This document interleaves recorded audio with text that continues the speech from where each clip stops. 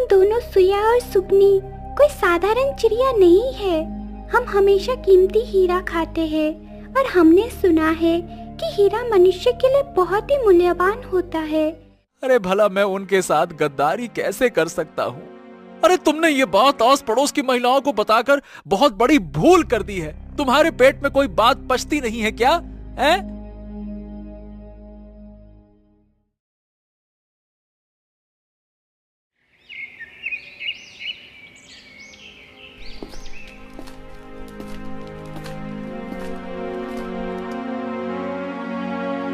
सुनिए जी, हमारे पास न धन है न ठीक से खाने का साधन।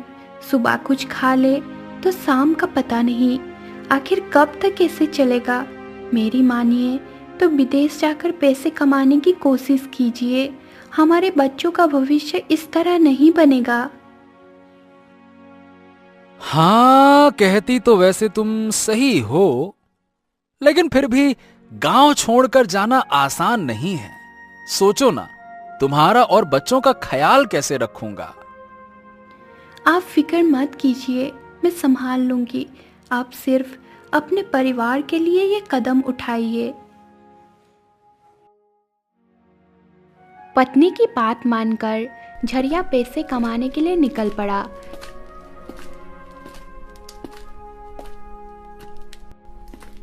जंगलों से गुजरते हुए वो बहुत थक गया। चलते चलते उसे एक पीपल का बड़ा छायादार पेड़ दिखाई दिया। उसने सोचा, अरे चलो यहाँ थोड़ी देर आराम कर लिया जाए। अरे काफी समय से चल चल के थक गया हूँ और अभी सफर तो काफी लंबा है। हो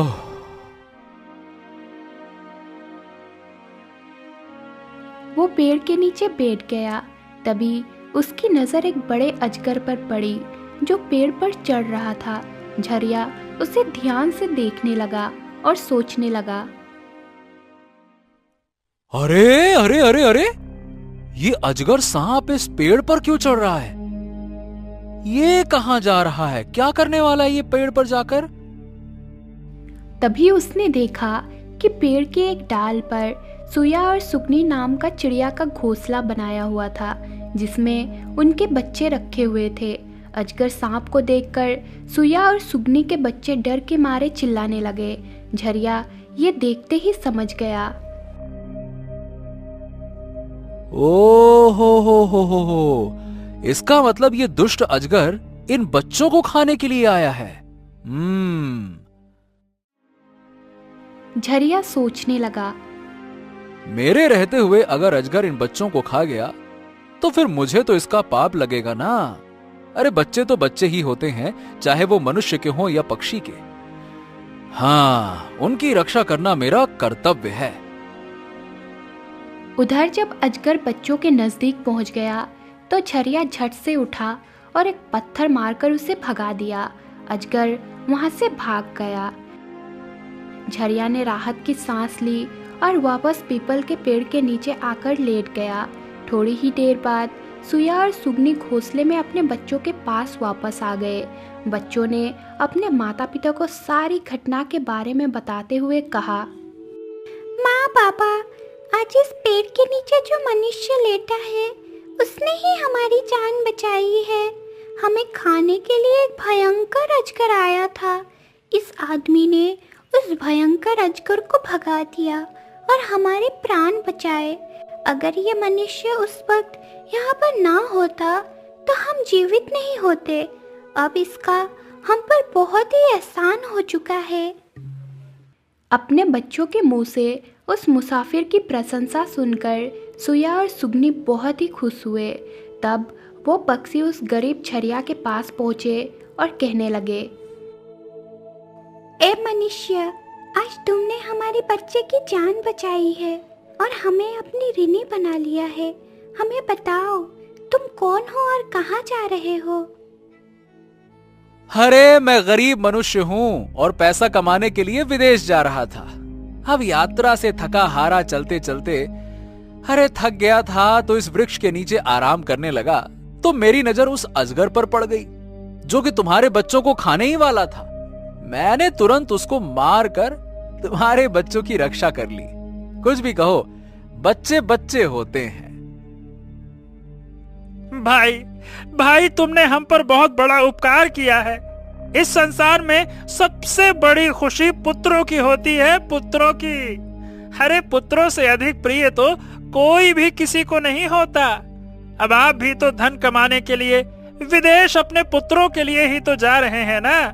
अब आपने हमारे पुत्रों की जान बचाई है, तो हम भी आपके पुत्रों की भूख मिटाना चाहते हैं। हम दोनों सुया और सुगनी कोई साधारण चिड़िया नहीं है। हम हमेशा कीमती हीरा खाते हैं और हमने सुना है कि हीरा मनुष्य के लिए बहुत ही मूल्यवान होता है। हम तुम्हें कुछ हीरा देंगे, तुम उन हीरों को बाजार में बेचकर कुछ खाने पीने का सामान ले आओ और आज से तुम यहीं पर रहकर हमारे बच्चों की रक्षा करना। हम रोज इसी तरह से कीमती हीरे लाकर तुम्हें देते रहेंगे। उन सुया और सुगनी की ये बात सुनकर झरिया बहुत ही खुश हो गया और सोचने लगा, हाँ ये बात तो है। अगर मुझे यहीं से धन की प्राप्ति हो जाएगी तो मैं कहीं बाहर क्यों जाऊंगा। हाँ।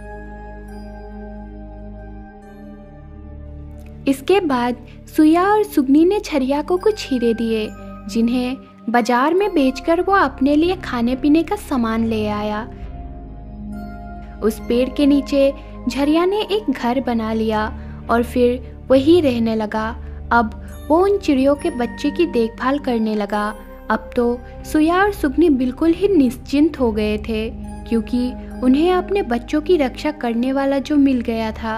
वो निश्चिंत होकर भोजन ढूंढने के लिए जाते और झरिया का बहुत ही धन्यवाद करते, साथ ही कुछ हीरे भी उसे लाकर दिया करते थे।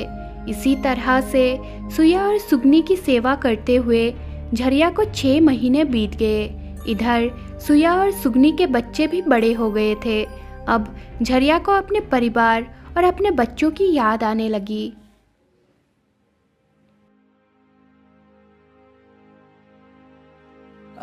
मैं क्या कह रहा हूं कि मैं घर जाकर अपने परिवार से मिलना चाहता हूं। पता नहीं मेरी पत्नी और पुत्र कैसे होंगे। भाई अब तुम निश्चिंत होकर अपने घर जाओ और अपने पुत्रों के साथ रहो। अब हमारे पुत्र भी बड़े हो गए हैं और उड़ने के काबिल हो गए हैं। अब इन्हें किसी तरह का कोई भय नहीं है। तुम अपनी पत्नी और पुत्रों को देखो। आखिर तुम्हें भी तो अपने पुत्रों का ध्यान रखना है ना। अगर कभी तुम्हें हमसे मिलने का मन करे तो इस जगह पर आ जाना, ठीक है ना। इतना कहकर सुया और सुगनी ने गरीब झरिया को ढेर सारे हीरे लाकर दिए। झरिया ने वो बेशकीमती हीरे एक पोटली में बांध लिए और अपने घर पहुंच गया। जब उसने वो हीरे अपनी पत्नी को दिखाए तो उसकी पत्नी बहुत ही खुश हुई और कहने लगी, पतिदेव, ये कीमती हीरे अब कहाँ से लेकर आए हैं? अरे भाग्यवान। अरे पिछले 6 महीने से मैं एक सुया और सुगनी पक्षी की सेवा कर रहा था। उन्होंने ही मुझे ये कीमती हीरे दिए हैं। इन अनमोल हीरों को बेचकर हम अपने लिए एक बड़ा सा मकान बनवाएंगे। और अपने पुत्रों के लिए अच्छे वस्त्र खरीदेंगे, अच्छा साजो सामान, खाना, गहना, हर चीज, और तुम्हारे लिए नए नए गहने बनवाऊंगा। क्यों भाग्यवान है? इसके बाद झरिया ने उन सारे हीरों को बाजार में बेच दिया और अपने घर के लिए ढेर सारा ज़रूरी सामान लेकर आया। उसने अपने लिए एक नया मकान भी बनवा लिया। अब वो लोग आराम और सुख की ज़िंदगी बिताने लगे।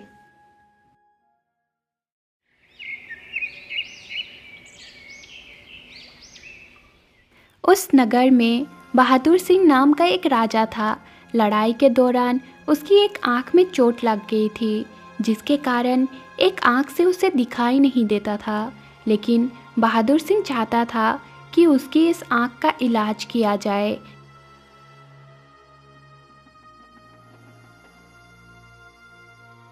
महाराज महाराज महाराज की जय हो। महाराज, मैं आपकी आंख ठीक कर सकता हूं।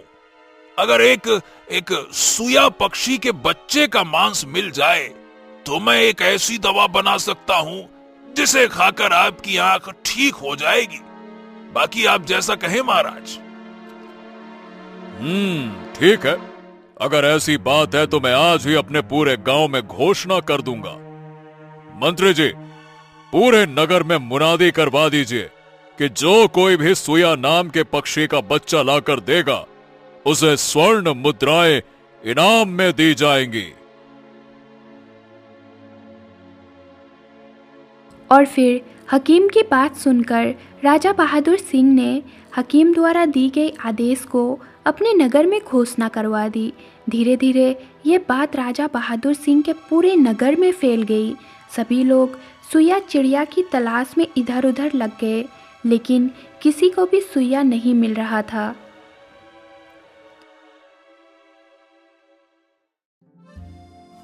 बहन, क्या तुम्हें पता है कि हमारे नगर के सम्राट ने सुइया पक्षी का बच्चा लाने का आदेश दिया है।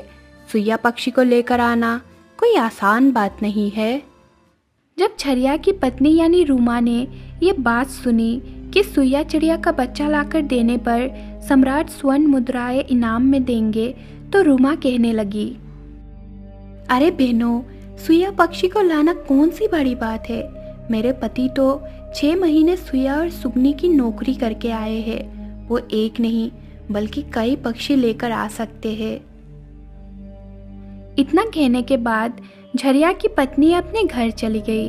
इधर आस पड़ोस की महिलाओं ने जब झरिया की पत्नी से झरिया की इतनी तारीफ सुनी तो सभी महिलाओं ने घर जाकर ये बात अपने पतियों को बताई।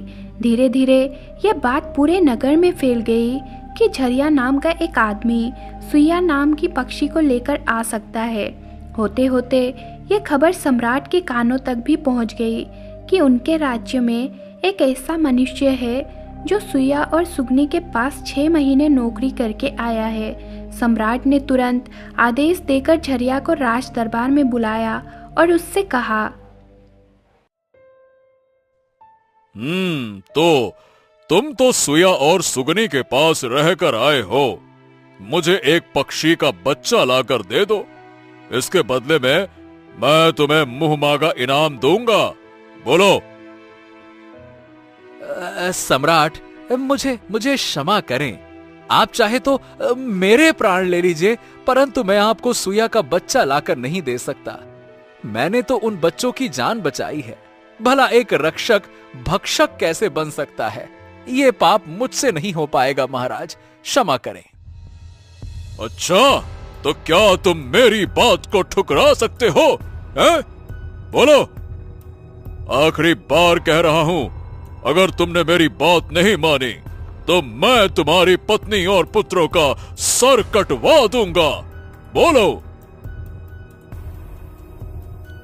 क्या? यदि मैं सुइया का बच्चा लाकर ना दूं तो सम्राट मेरी पत्नी और मेरे पुत्रों की जान ले लेंगे, उन्हें जान से मार देंगे, सर कलम कर देंगे। हे भगवान, अब मैं क्या करूं?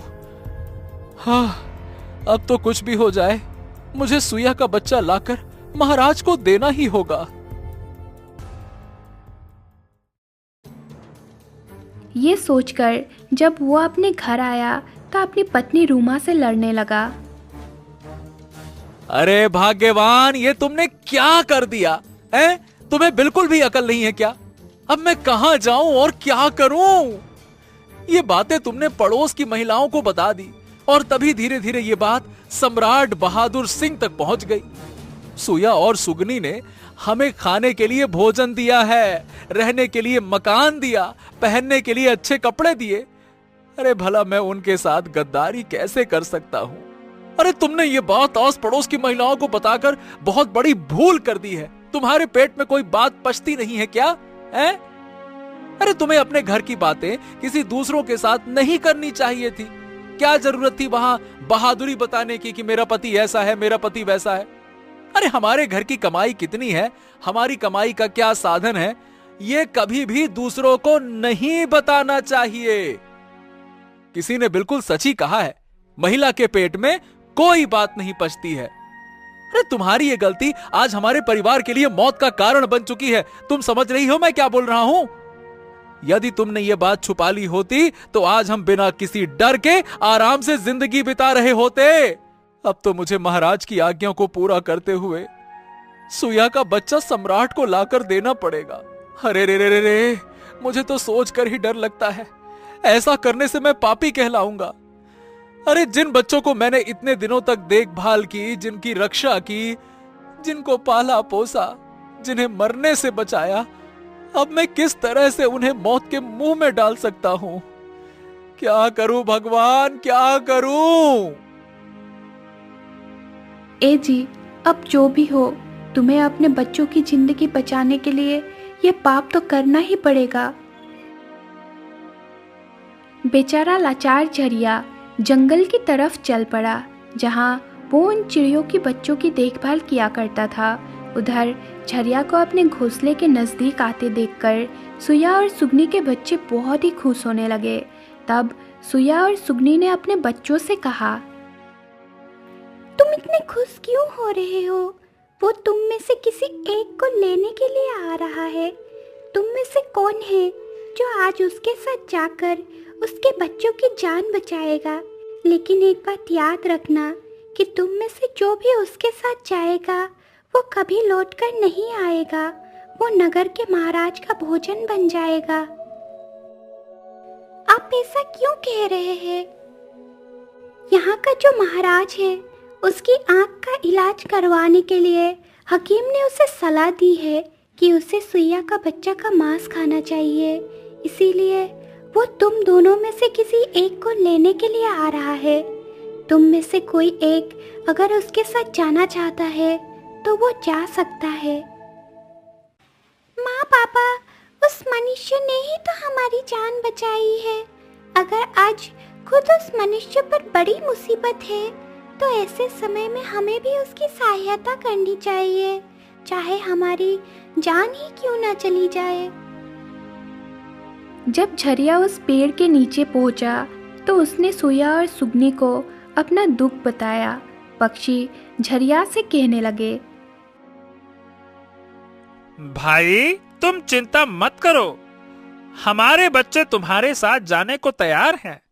तुम इनमें से किसी एक को अपने साथ ले जा सकते हो। झरिया ने उनमें से एक सुइया के बच्चे को उठा लिया और वापस महल की तरफ लौट गया। सुइया के उस बच्चे को झरिया ने महाराज को दे दिया। सम्राट ने पक्षी को पिंजरे में बंद करवाया और अपने नौकर से कह दिया, सुनो, कल सुबह मैं इस पक्षी का नाश्ता करूंगा। दास ने वो पिंजरा ले जाकर महल में रख दिया। अब क्या हुआ कि महाराज के पुत्र युवराज हरीश सिंह, जो पशु पक्षियों से बेहद प्रेम करता था, महल में घूमते हुए पिंजरे में बंद सुंदर चिड़िया के पास पहुंचा और सोचने लगा, वाह वाह वाह वाह, यह कितनी सुंदर चिड़िया है। वाह वाह वाह, यह पिंजरा इसके लिए बिल्कुल भी ठीक नहीं है। ऐसा करता हूं कि मैं इसे आजाद कर देता हूं। हाँ। ये सोचकर युवराज ने पक्षी का पिंजरा खोल दिया। जैसे ही पिंजरा खुला, चिड़िया का बच्चा आकाश में उड़ गया। जब ये बात महाराज तक पहुंची कि युवराज ने सुइया के बच्चे को छोड़ दिया है और अब उसकी आंख का इलाज करना बड़ा ही मुश्किल है, तो ये सुनकर महाराज को बहुत गुस्सा आया। महाराज ने तुरंत युवराज को अपने पास बुलाया और क्रोध में कहा,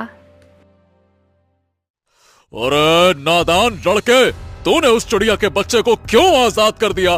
किसने कहा था वो पिंजरा खोलने के लिए? किससे पूछ के तूने वो पिंजरा खोला? बोल। अब पिताजी, मैं तो बस उसके साथ खेलना चाहता था। अपने पुत्र की बात सुनकर राजा को इतना गुस्सा आया कि उसने अपने बेटे को देश निकाले की सजा दे दी। इधर वो सुइया का बच्चा उड़कर अपने माता पिता के पास पहुंच गया। उसने सारी बात सुइया और सुगनी को बता दी। और इस तरह से मुझे महाराज के पुत्र ने आजाद किया है। महाराज के पुत्र ने तुम्हें आजाद तो करवा दिया, लेकिन वो खुद संकट में फंस गया है। उसके दुष्ट पिता ने उसे नगर से बाहर निकाल दिया है। उसके जीवन की जिम्मेदारी अब तुम्हारे ऊपर है। तुम जाओ और जाकर उसकी सहायता करो। सुइया का बच्चा युवराज की सहायता करने के लिए उसके पास पहुंच गया। युवराज ने जब देखा तो समझ गया। हाँ, ये तो वही पक्षी है जिसे मैंने पिंजरे से आजाद करवाया था। अरे ओ पक्षी, तुम्हारी वजह से मेरे बाप ने मुझे नगर से निकाल दिया। अब तुम ही बताओ मैं क्या करूं? तुम चिंता मत करो, तुमने मेरी जान बचाई थी, इसीलिए मैं तुम्हारी सहायता के लिए आई हूँ। अब दुख और सुख में मैं तुम्हारे साथ ही रहूंगी। हाँ ठीक है। अब मेरे पास एक सच्चा मित्र है, चाहे चिड़िया के रूप में ही सही, पर कम से कम मैं अकेला तो नहीं हूँ। तुम्हारा साथ मेरे लिए बहुत बड़ी बात है। तुम चिंता मत करो, अब मैं तुम्हारे साथ हूँ हर सुख दुख में। चलो इस जगह से आगे बढ़ते हैं, शायद नई जगह हमें नई उम्मीद दे। युवराज और चिड़िया चलते चलते एक सुंदर बाग में पहुंचे। बाग हरा भरा पेड़ों, सुगंधित फूलों और शांत वातावरण से भरा हुआ था। हा, वाह वाह वाह वाह वाह वाह, यह जगह कितनी खूबसूरत है। हाँ, मुझे लगता है कि यहाँ थोड़ा रुक जाना चाहिए, शायद हमारे लिए सुकून भरी जगह हो। हाँ, ये जगह वाकई खास लग रही है। चलो थोड़ी देर आराम करते हैं। दोनों बाग में एक बड़े पेड़ के नीचे बैठ गए। तभी दूर से हंसी ठिठोली की आवाज़ सुनाई देने लगी। युवराज ने चौंक कर देखा तो राजकुमारी सीमा अपने सहेलियों के साथ बगीचे में घूमने आई थी। युवराज देखो, शायद वो इस नगर की राजकुमारी है। वो कितनी सुंदर है ना? अरे वाह, इतनी सुंदर लड़की! लगता है ये कोई साधारण स्त्री नहीं है। मैं क्या करूं? हाँ, मुझे कहीं छुप जाना चाहिए। हाँ। युवराज जल्दी से पेड़ के पीछे छुप गया। उधर चिड़िया उत्सुकतावश उड़कर राजकुमारी के पास चली गई। अरे वाह, ये कितनी प्यारी और सुंदर चिड़िया है। इसका तो रंग भी बाकी पक्षियों से अलग है। इसे पकड़ना चाहिए, शायद ये मेरे साथ खेलना चाहे।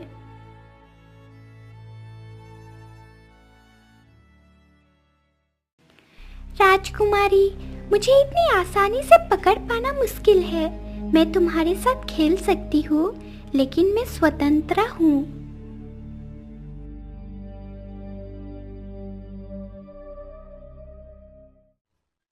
हाँ, यही तो दुनिया की सबसे सुंदर लड़की है। अरे उसकी हर मुस्कान, उसकी आंखें, उसकी हंसी, आए हाय, उसका शर्माना, आए हाय हाय हाय हाय हाय, जैसे सब कुछ मेरे दिल में बसता जा रहा है। अरे इस तरह तो मैंने पहले कभी महसूस नहीं किया। हाँ, क्या यही प्रेम है? हाँ हाँ हाँ, हाँ, शायद मैं उससे प्रेम करने लगा हूं। हाँ हाँ हाँ, मुझे प्रेम हो गया है, मुझे प्रेम हो गया है, मुझे। लेकिन वो राजकुमारी है और मैं एक निर्वासित राजकुमार। थोड़ी देर बाद राजकुमारी अपनी सहेलियों के साथ महल लौटने लगी।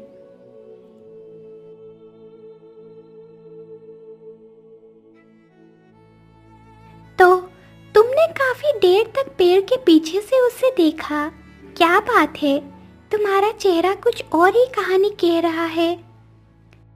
कुछ खास नहीं, पर लगता है मेरा दिल इस बाग में ही रह गया है। मैं समझ गई, तुम तो राजकुमारी सीमा पर मोहित हो गए हो। सही कहूँ वो वाकई बहुत सुंदर है, लेकिन अब आगे क्या? सोच लो, उसका दिल जितना आसान नहीं होगा। मैं नहीं जानता कि अब आगे क्या होगा, पर हाँ, मैं इतना जानता हूँ कि मेरा दिल अब उसी का है। मित्रा, तुम चिंता मत करो, मैं अवश्य राजकुमारी से मिलूंगी और तुम्हारी सहायता करूंगी। इतना कहकर वो चिड़िया उड़कर राजकुमारी के महल के नजदीक से गुजरने लगा। वापस आकर उसने युवराज से कहा, मित्रा, राजकुमारी के महल में तो बहुत ही कड़ा पहरा है, इसीलिए उससे मिलना बहुत ही कठिन है। लेकिन आज रात को मैं उसके कमरे में अवश्य जाऊंगी। तुम मुझे अपना रुमाल दे दो।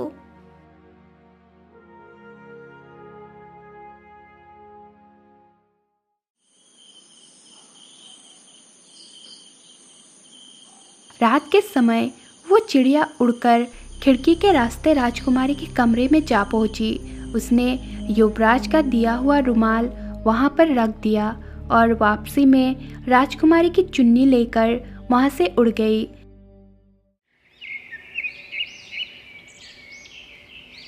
सुबह जब राजकुमारी की नींद खुली तो उसने देखा कि उसके कमरे में एक लड़के का रुमाल पड़ा था और उसकी खुद की चुन्नी वहां से गायब थी।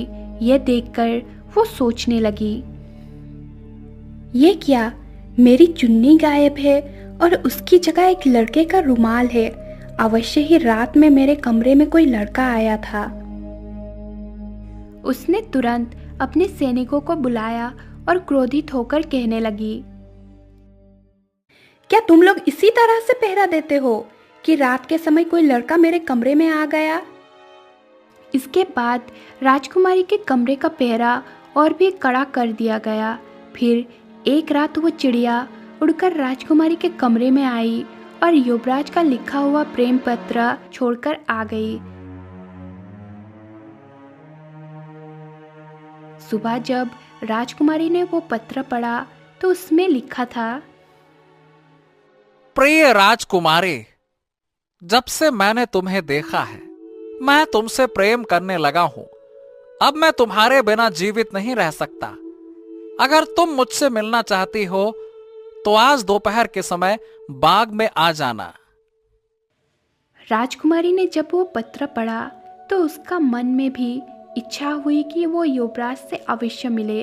दोपहर के समय वो अकेले बगीचे में पहुंची। उस समय वहां पर उसे कोई नहीं दिखाई दिया, केवल वो चिड़िया ही इधर उधर उड़ रही थी। चिड़िया ने जब देखा कि राजकुमारी आ गई है तो वो युवराज को लेकर उसके सामने आ गई। युवराज को देखकर राजकुमारी कहने लगी, अच्छा, तो तुम हो वो बहादुर आदमी जो इतना कड़ा पहरा होने के बावजूद भी मेरे कमरे में अपना प्रेम पत्र छोड़ गया था।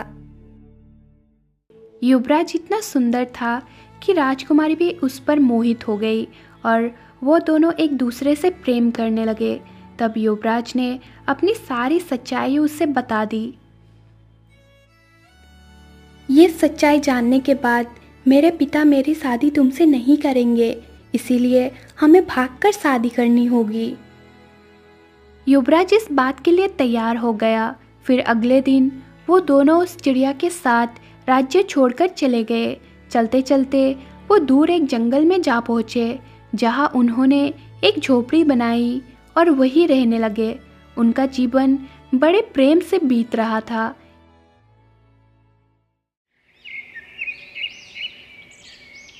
एक दिन उनकी झोपड़ी में आग लग गई। उस आग में वो दोनों तो बच गए, लेकिन चिड़िया का एक पंख जल गया।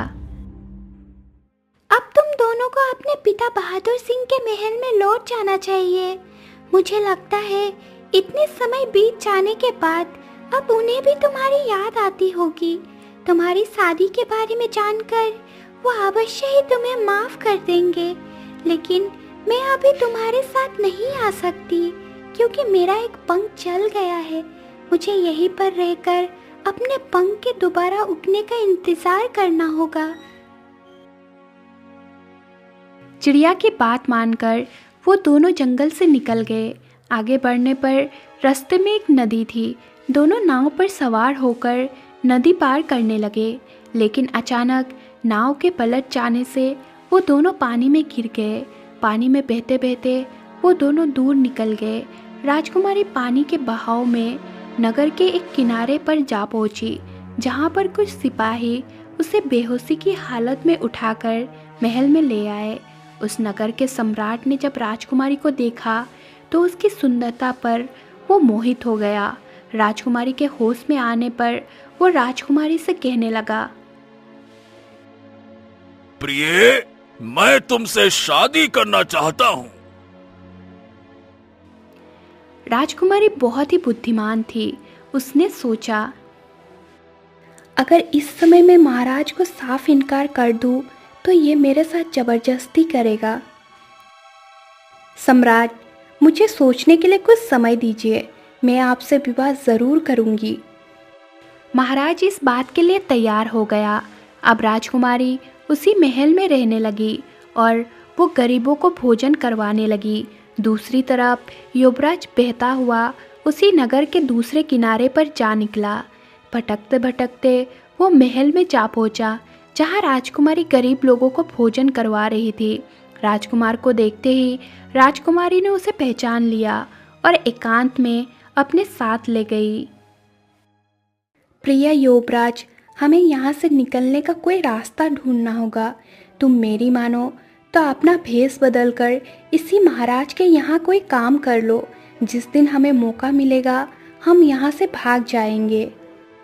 युवराज ने ऐसा ही किया। भेष बदलकर वो राजा के यहाँ नौकरी करने लगा। एक दिन जब राजकुमारी चिड़ियों को दाना डाल रहे थे, तभी वो चिड़िया भी वहाँ उड़ते हुए आ गई। उसका पंख अब ठीक हो चुका था। उसने राजकुमारी को पहचान लिया और उसके पास जाकर हालचाल पूछा। आप कैसी है? इतने समय में आपको ढूंढ नहीं पाई। तब राजकुमारी ने उसे पूरी घटना बता दी। आप चिंता ना करें, मैं आ गई हूँ। मैं आप दोनों को यहाँ से निकलने में सहायता करूँगी। राजकुमारी, आप ऐसा कीजिए कि महल के पहरेदारों को स्वयं अपने हाथों से भोजन तैयार करके खिलाइए। जब वो लोग गहरी नींद में सो जाएंगे, तब मैं उड़कर आपके कमरे में आऊंगी और आपको सूचना दूंगी। इस मौके का फायदा उठाकर हम सभी यहाँ से भाग जाएंगे। इस योजना के अनुसार सारा काम किया गया। युवराज, राजकुमारी और वो चिड़िया उस महल से भाग गए। नगर की सीमा से बाहर आने के बाद चिड़िया ने युवराज से कहा, युवराज, अब तुम राजकुमारी के साथ अपने पिता के राज्य में वापस लौट जाओ। मुझे पक्का विश्वास है कि वो आप दोनों को स्वीकार कर लेंगे। चिड़िया की बात मानकर जब युवराज अपने पिता के सामने गया तो इतने समय बाद अपने बेटे को देखकर सम्राट की आंखों में आंसू आ गए। उन्हें अपने किए पर बहुत पछतावा हो रहा था। जब उन्होंने अपने पुत्रवधू को देखा तो और भी प्रसन्न हुए। पिताजी, जिस चिड़िया को आप खाना चाहते थे और जिसे आजाद करने के कारण मुझे देश निकाला दिया गया था, उसी चिड़िया ने मेरी सहायता की है। उसी की वजह से आज मैं जीवित हूं। उसी ने मेरी जान बचाई और मुझे यहां तक लेकर आई है। युवराज की ये बात सुनकर बहादुर सिंह ने उस सुइया पक्षी का बहुत ही धन्यवाद किया।